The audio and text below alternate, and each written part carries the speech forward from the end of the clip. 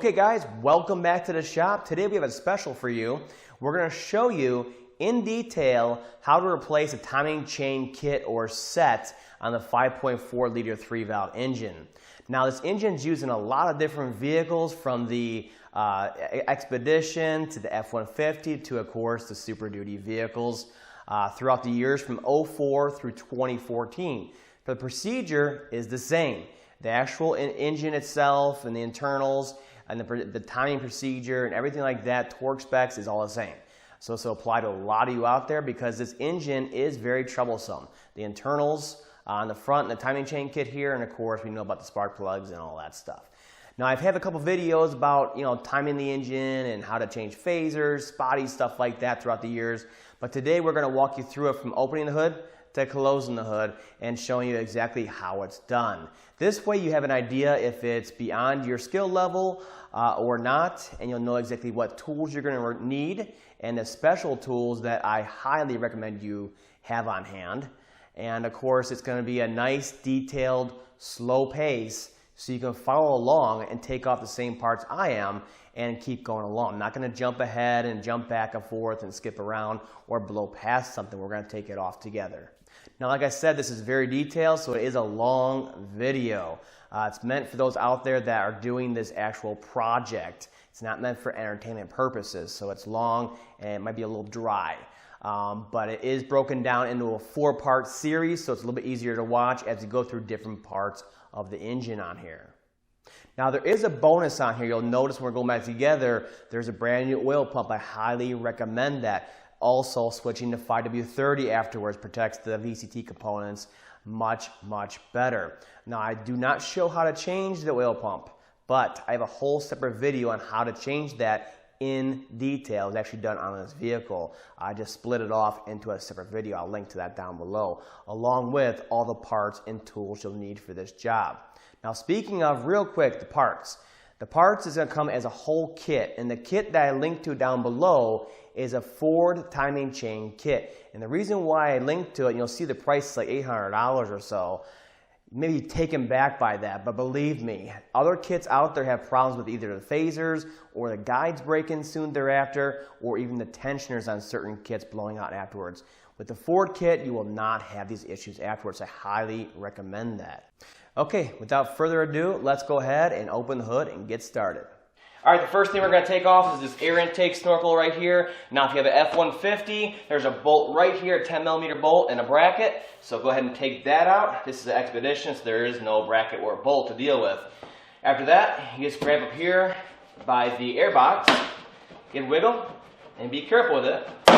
Pull it out directly straight like that, and then we'll lift up on this side, in this case, and we'll get it out of the grommets down there. And then it sticks into the fender as well. So you kind of twist it and pull and get it out of there. There we go. Okay, here we go. We have the air box snorkel off of here, and we're going to start pulling off all these components that are covering the driver's side valve cover. So we're going to go ahead and get this PCV tube off right here. It has little green tangs on it. You just squeeze them and pull up, and the whole thing comes off. Then we're going to pull the mass airflow sensor connector off of here. Push it in, comes off, and the same thing over here on the fuel rail pressure sensor. Get it off of there, and the vacuum line. Be careful with it. You don't want to break the nipple off on there. Get that off and out of the way. Okay. And we're just going to go through here and start getting all these connections off. Now you'll see this one right here, this with this gray connector. This one is for the radio interference capacitor up here in the front. Generally, we can take that off with the bolt and leave it connected on here because they do break off of here. So leave it on here for now. We're going to disconnect our VCT solenoid right here. Okay, just all the different connections that are on top of the valve cover here. You got your ignition coils, you have your injectors, and just follow it all the way back. Now the one that's going to be tricky is this one right here. See, it's follow it back over here, and that goes to the throttle body motor. Now generally, they're so hard to get to, and there's a red locking tab on there, I pull off the red locking tab, okay? I get it out of there and try not to lose it. Let me get it for you. That little sucker right there. Okay, we'll put that off to the side. And then it's just a regular tang back there. Push up on it, push in, and you should be able to pull it off of there. There you go. Another one off to the side. And you just keep going along on here.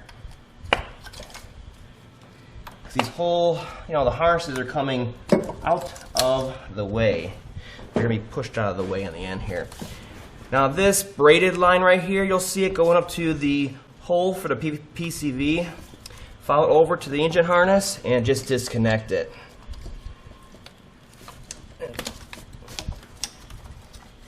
Just pay attention to all this routing because we're gonna need to follow the same routing going back together. Prevents chafes and other concerns. So let's keep going back, okay, with the rest of the injector connectors and coils. We'll get all this stuff disconnected and push off to the side. Now there's two studs on each of these valve covers. There's one here and one towards the back that sticks out, and this harness kind of just pushes down into it. So what you're going to want to do is get your cat claw out. And again, I'll link to all this stuff down below so you guys have a reference. This cat claw will save you on this job. It's worth the $3-4. We're going to get underneath it, and we're going to pull up on it, and it'll help us get this retainer right here off, okay? And the same thing back here. So we can get this out of the way. You see that right there? Now at this point, with everything out of the way, the harness, the bulk of the harness, we can go ahead and start pulling these ignition coils out. There's 4 of them, of course, on each side, and there's a 7mm bolt holding them in. So go ahead and start taking those out.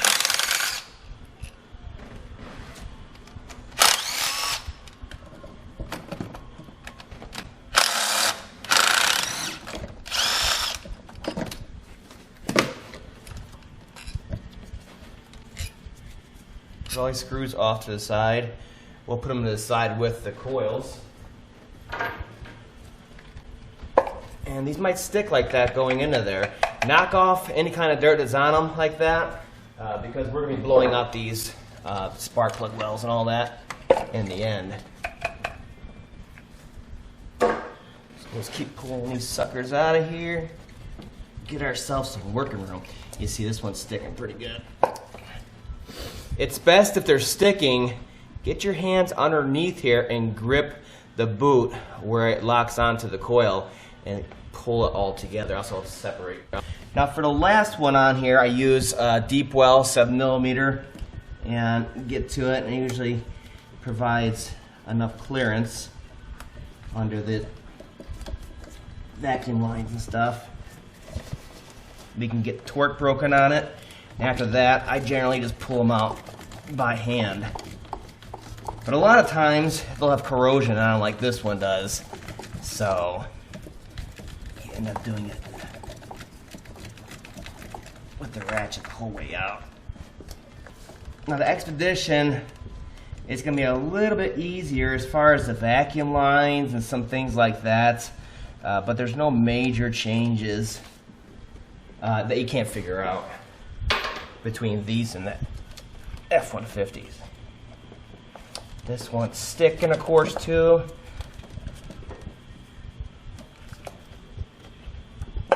Oh, got it though. Okay, now before going any further, we're going to, well, we're going to steal one of these rags, I guess.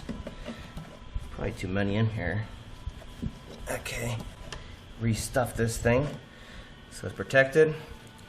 And we're going to cover the hole in the PCV baffle and the valve cover here. I can start cleaning this out. Eye protection is a good idea.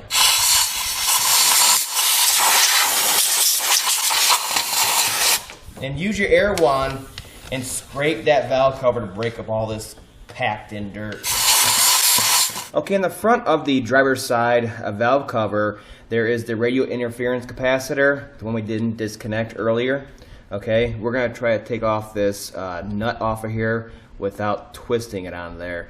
Also, go down here and disconnect your cam sensor and get that disconnected. Wiggle and get that off of there too. Now what you want to do is give it a quick shot on there with the rust penetrant. Protect your belt.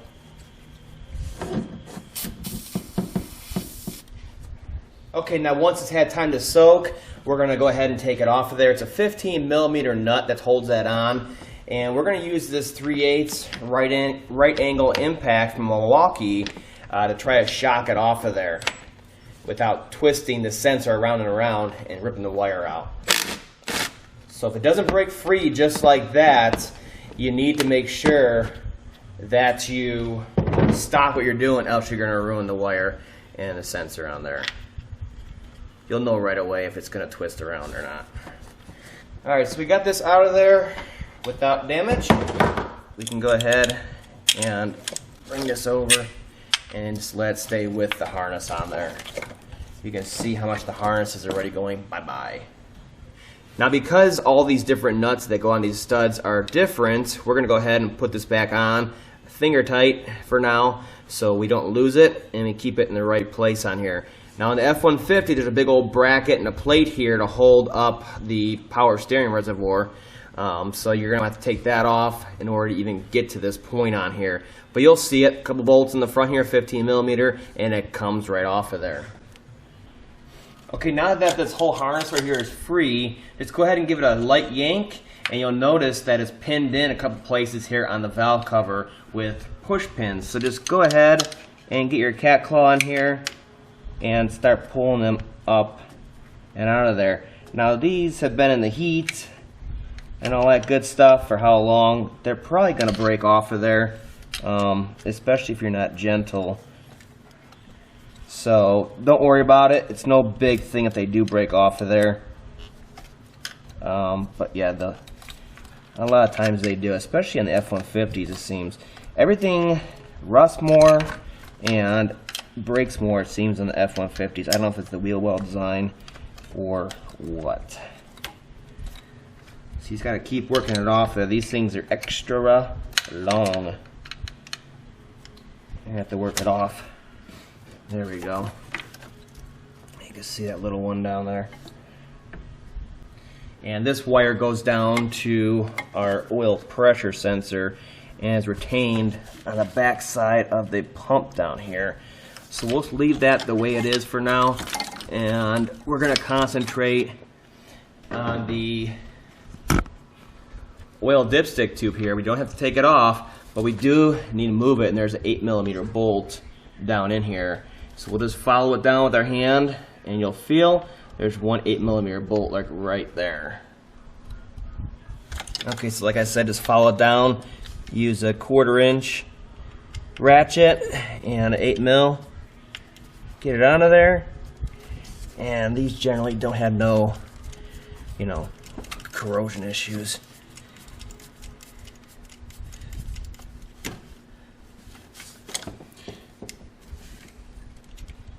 Yeah, it's coming right out of there. Just one little bolt. And again, keep this off to the side. Or what I do, because it is unlike any other bolt, is I will pull it out. You see the length and everything else. It's a very particular size. What we're going to do is just push this back a little bit and out of the way to get that valve cover off when it comes time. What you can do is simply screw this back into the hole so you don't mess up here. We don't put the wrong bolts in the wrong holes if they're staying in there. So we're just going to simply bend this out of the way just a little bit like that. It's not going to damage it, and we'll be set to go here. You can see how open it is already on there. Okay, let me pull this stuff out of the way and show you what's going on here. So there is a metal tube right back in here that goes over to your brake booster. So if you don't know where it's at, just follow your big old brake booster hose and you'll follow it over.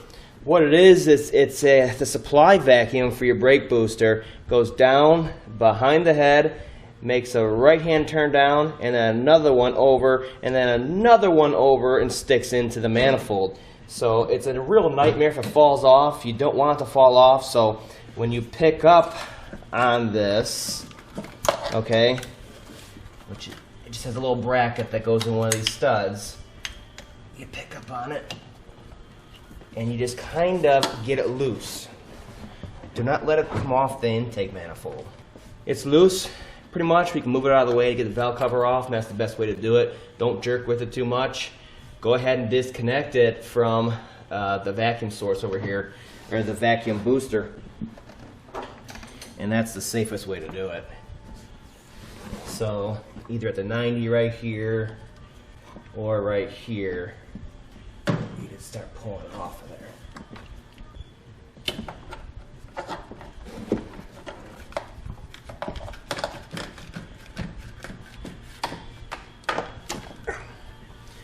Whew. That's the way to do it. And that's by itself. You see that? It's kind of just flopping around, so you can get it up out of the way to pull the valve cover off. Now at this point, we can go ahead and tuck this harness out of the way. What I prefer to do is go like this. Bring it up to here. We hook it behind the fuel rail and the fuel rail pressure sensor, all that good stuff, right? Like that. You see that? And just keep tucking connectors out of the way and all that. Now I know it's a little bit of a pain, but it is worth it to follow this down and disconnect the oil pressure sensor down there and the little retainer. It does take some work to get it added down there and disconnect it, but just follow it down. Right here, it sticks in one of the studs in the power steering pump, and then this one right here sticks into one of the holes down there. I think it's in the power steering pump also. And you keep following it down and you get to the sensor itself. But this way, look at this.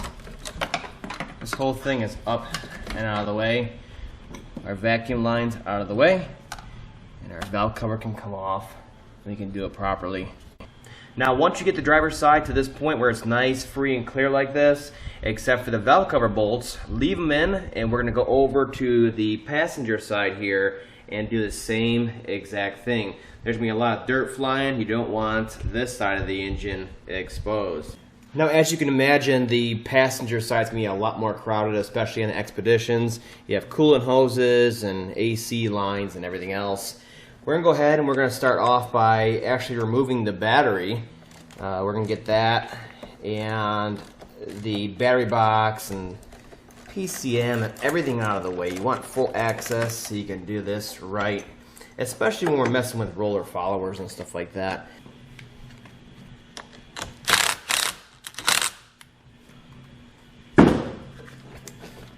Get our positive off. Now there's an 8mm bolt right here in front of the battery that holds it down. You'll see it in the battery box here. Oops, there goes my socket. Looks something like that. Get that out of the way. And then also on the other side of this, you should be able to see this right here. Right here there's a 10mm. I got it sprayed with some rust penetrant. You want to take that off of there so that I'll use an impact too, so that it actually separates these terminals, like the one right here that goes over to the alternator. Get these things out of the way. This one, same thing. Look at this. Everything's just coming away now. So same thing like I said before. Get the nuts and bolts with the component. Makes it a lot faster going back together, I'm telling you. At this point, this sucker should pull up and out here with some strength. All right, let's get this battery box out of here. There's wires that run along the side of it here, and there's push pins that are attached to the battery box. So you want to use your large trim tool and get them out of there, hopefully without breaking them. This one's turned to the side. There we go. Get it out of there. Now after that, we can go ahead and start taking these bolts out. There's 13mm bolt there, and there should be ones that bolted into the fender here too.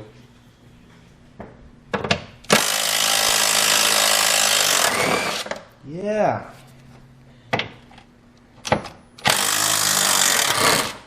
Oh.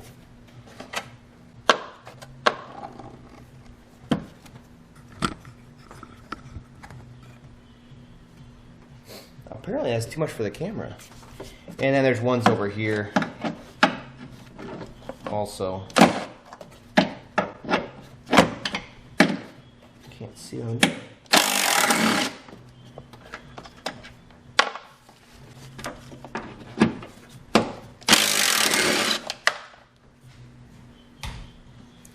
Now when you're picking this up out of here, nothing else should be attached to it except for...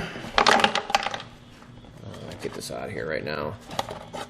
We'll take these out for right now and put them back in once you get it off the vehicle. What there is on the back side here is your vacuum reservoir. Tilt you up there. Right here is your vacuum reservoir, and there's a vacuum line right there. So you're going to want a cat claw or something like this, and you kind of wiggle it on down out of there. This is going to be stuck on here pretty good. But you don't want to tear it though, and you don't want to break the nipple off on there. There we go. There we go. And then I'll go ahead, throw these bolts in here, and the hold down, and keep it all together.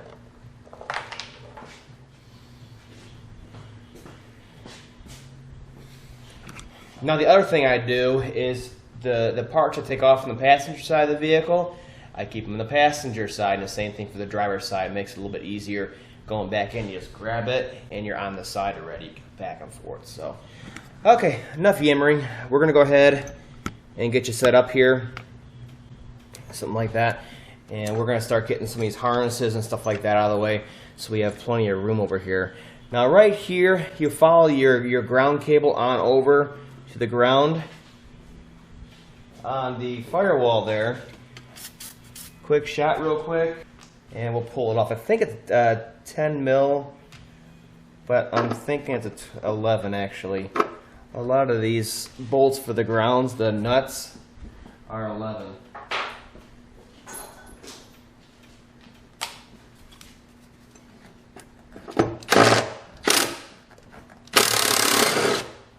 Okay, so we'll go ahead and pull that out, and this whole harness can come out of the way here. Get ourselves some room. I'm going to put this back in here for now. Okay, the next thing we're going to do is take off the PCM here and get some more room. So these simply unclip from here. Pull the levers back. Give them a quick shake like that, and make sure the red plastic is pushed back in. Sometimes they get left in here also, so let's keep an eye out for that. Push them back in, and these are going to have some creaking and cracking of the convolute on here. It's cracking because it's so hard and brittle from the heat over the years, right above the exhaust manifold here. Okay, so we have these connectors out of the way. Let's get these 4 bolts that hold the PCM in out. These are 10 millimeter.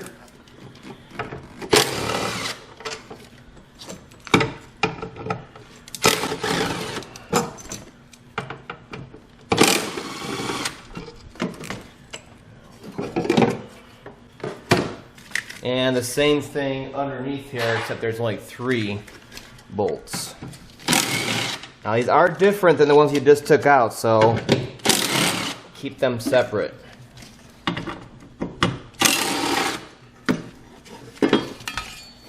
these ones are pointy and sharp. Well, they're sharp too. They're pointy and short though. Okay, so follow your positive cable that goes over to the alternator. On the Expeditions, there's a push retainer right here that goes into the stud. You have to wiggle it and get it off of there. These things are a real pain. And on the F-150s, it simply clips in on here. This is where these trim tools come in handy.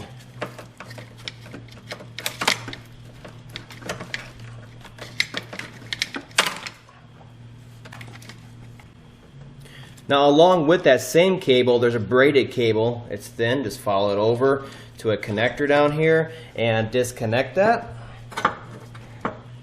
And, oh, yeah.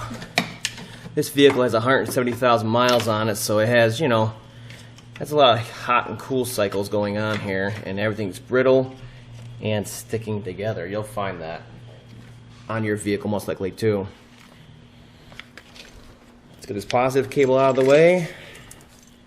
Just kind of tuck it away for right now. Oh, it's whacked you in the head there. Just tuck it out of the way. Now you see this big connector right here? You're going to want to disconnect that because this one is going to go up and over, and then this one goes somewhere else, and it's a big mess. So let's get them separated. Something like that. And then we're going to get this whole harness over here to the fender. So you'll see we're tugging on this one now. Go ahead and get that out. We're just going to start tucking everything over here in the fender area.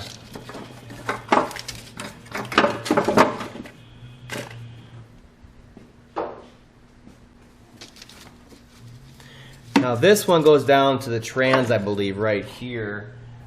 So we're going to have to work that down. Okay, the small one, work it down. And we're going to go around the AC lines here and back up. Because we need to clear this area out for the right-hand valve cover. Pull this vacuum line off so we can separate some of this, because the rest of that goes down to the IWEs.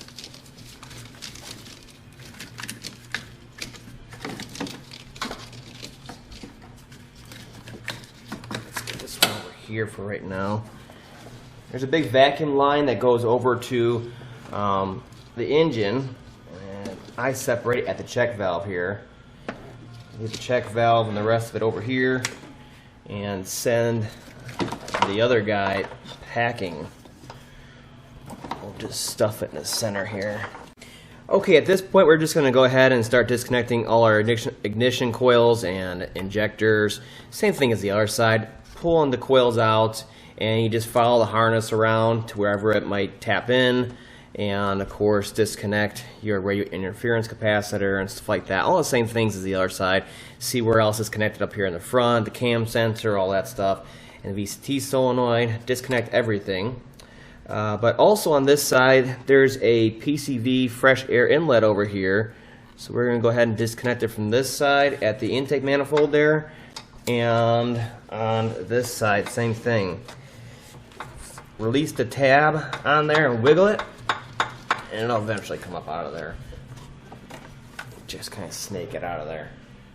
Now, as far as these AC lines and stuff like that, they're different for each model. On the 04 F-150s, there's a accumulator right back in this area right here that is in the way of pulling the valve cover. You really need to take that off and discharge the AC system to do this. I think 05, late model 05 and newer, the accumulator is not so close. It's over here a little bit, and you're able to loosen it from the bracket there and snake the valve cover off. Now on this truck, it's a little bit different. We have dual AC system in here, and also the Expedition uses a TXV system. So there is no accumulator back here to jerk around with. So in my case, for an expedition, you could probably get the valve cover off of there once you get all the rest of these hoses and stuff out of here.